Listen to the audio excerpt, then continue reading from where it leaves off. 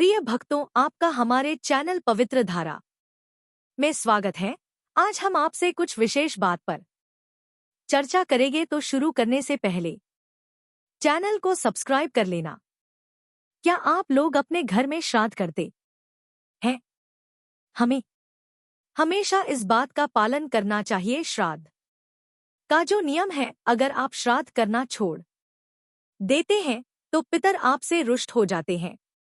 श्राद्ध पक्ष में तो हम लोग श्राद्ध करते ही हैं, और कई जगह ऐसा भी है कि मतलब अपने पूर्वजों के तिथि में श्राद्ध किया जाता है। आज भी हमारे घर में जो है, पिताजी दादाजी के नाम से और दादाजी के भी पिताजी के नाम से हमारे घर में श्राद्ध किया जाता है। उनके तिथि के हिसाब से साल भर में वो तिथि जब आता है तो श्राद्ध किया जाता है, और श्राद्ध पक्ष में अलग श्राद्ध किया जाता है। संपूर्ण पूर्वजों के लिए श्राद्ध किया जाता है। और श्राद्ध का नियम क्या है? अगर आप श्राद्ध करते हैं तो पितरों का आशीर्वाद सदैव आपके ऊपर बना रहे, और जिस पुत्र ने श्राद्ध कर्म को छोड़ दिया, चैनल को सब्सक्राइब कर लेना। उसके ऊपर पितरों का आशीर्वाद नहीं होता, इसलिए बेटा का धर्म है अपने पूर्वज के नाम से अवश्य ही श्राद्ध करिए। चाहे आप कुछ और करें ना करें, लेकिन श्राद्ध को कभी छोड़ना नहीं चाहिए। पिंड दान करते रहना चाहिए। और श्राद्ध का नियम क्या है? कुर्म पुराण में बताया गया है कि श्राद्ध अगर आप कर रहे हैं तो अपने जमीन पर ही बैठ करके श्राद्ध करना चाहिए, क्योंकि दूसरों के जमीन पर किया हुआ श्राद्ध का फल नहीं लगता, पितरों तक नहीं पहुंचता। जैसे कि आप किसी के घर में किराए से रहते हैं और आपने पूर्वजों के लिए श्राद्ध किया, तो वह फल प्राप्त नहीं होता। अगर आप दूसरे के जमीन पर बैठ करके पिंड दान कर रहे हैं तो वो जो पिंड दान है पूर्व तक नहीं पहुंचता।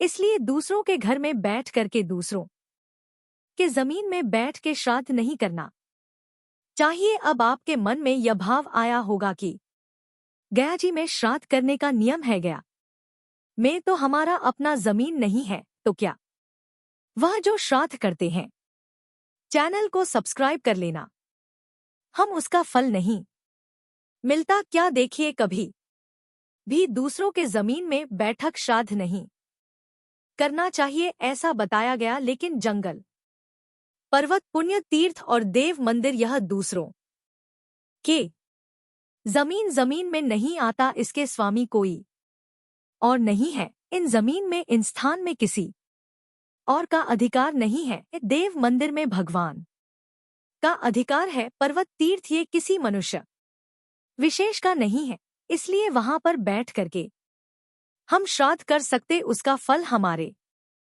पूर्वजों को अवश्य प्राप्त होता है। जो हम पिंड दान करते वहां तक अवश्य पचता है। फिर दूसरा नियम यह है कि जब भी आप पिंड दान करें, श्राद्ध करें, तो गोप रूप में ही पिंडदान श्राद्ध में लोगों को बुला करके भोजन कराया जाता है, ब्राह्मणों को खिलाया जाता है। लेकिन जो पिंड दान होता है, गोप रूप में ही करना चाहिए। अगर आप पिंड दान करते हुए नीच मनुष्य का दृष्टि अगर पड़ गया तो उसका फल प्राप्त नहीं होता, पर्व तक दान नहीं पहुंचता है, ऐसा पद्म पुराण में बताया गया है। और तीसरा नियम, जो व्यक्ति पिंड दान करता है क्रोध में, अगर पिंड दान किया तो पूर्वज तक वह पिंड दान नहीं पहुंचता है। अगर आपने क्रोध के साथ में शुद्धि का ध्यान किए बिन अशुद्ध होकर के पिंड दान किया तो श्राद्ध तर्पण व्यर्थ हो जाता है। श्राद्ध का चौथा नियम है, अगर आप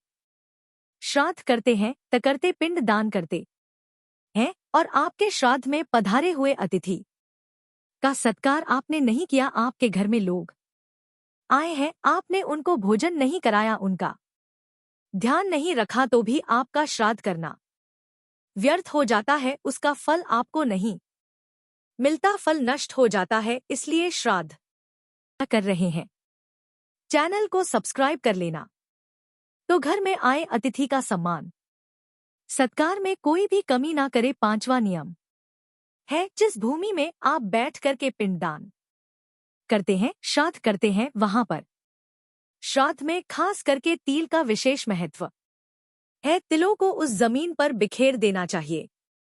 ऐसा करने से असुर द्वारा आक्रांत भूमि भी शुद्ध हो जाती है। तो तिलों को अवश्य बखरे। और छठे नंबर में बताया गया कि श्राद्ध कर्ता को विशेष करके शुद्धि का ध्यान अवश्य देना चाहिए। आप पवित्र हो करके श्राद्ध करें। श्राद्ध करने वालों को कुछ नियम का पालन करना चाहिए। कुछ नियम हमने आपको बताया, केवल इतना ही नहीं, बहुत सारे नियम और भी हैं। कभी हम आपको बताएंगे तो आप इन बातों का विशेष ध्यान दीजिए। तो बोलो जय माता दी।